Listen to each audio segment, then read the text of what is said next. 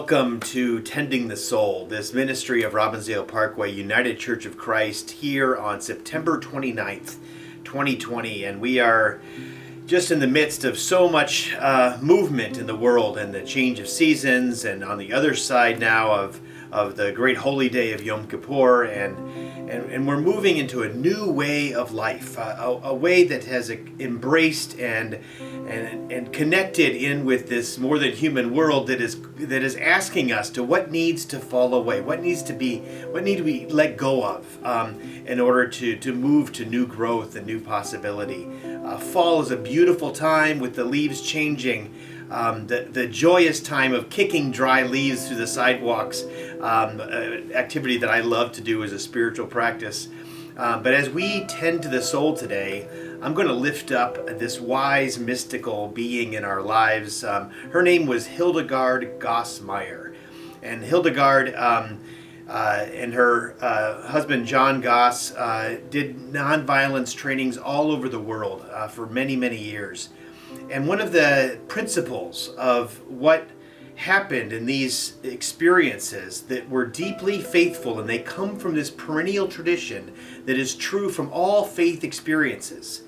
When you experience these three aspects of what it means to be in community, you know that there's a soul tending, a spiritual gift that is being given to you.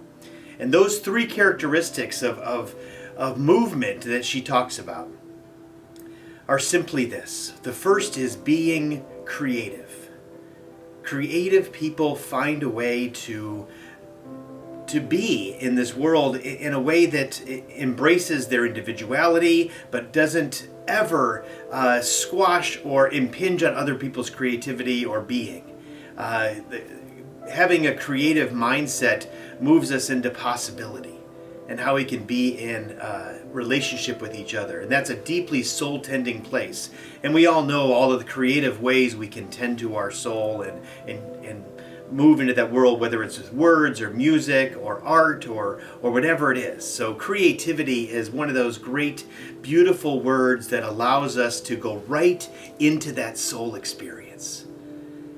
And anytime you're in a creative moment or in a creative community, you know that it's a deeply spiritual place. The second aspect of that Hildegard brings to us today is that every time that we're in those movements in that spiritual soul-tending place, it's democratic. And not political democratic, but participatory. The word democratic means that anyone can participate, that the soul-tending work is for every age and every ability, and there's nothing that separates people from the chance to move through this soul-tending experience. Your IQ, and nothing matters. It's about being participatory, democratic in that process.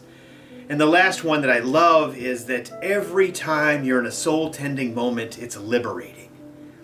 Liberating.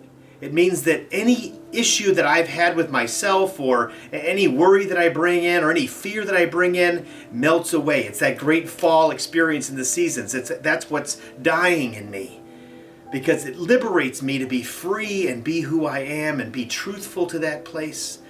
And for you, it allows you to kind of really express yourself in freedom and possibility, to liberate. So think of being creative and democratic, participatory, and free, liberating. These are the things that will help us tend to our soul in a powerful way this week. And so I hope that we're all searching our worlds for ways that we can be creative and participatory and liberating in our lives. And I promise you, friends, that every time you do, your soul will be tended to and nurtured, and you will know new life. This is the good news, and I thank you for tending to your soul.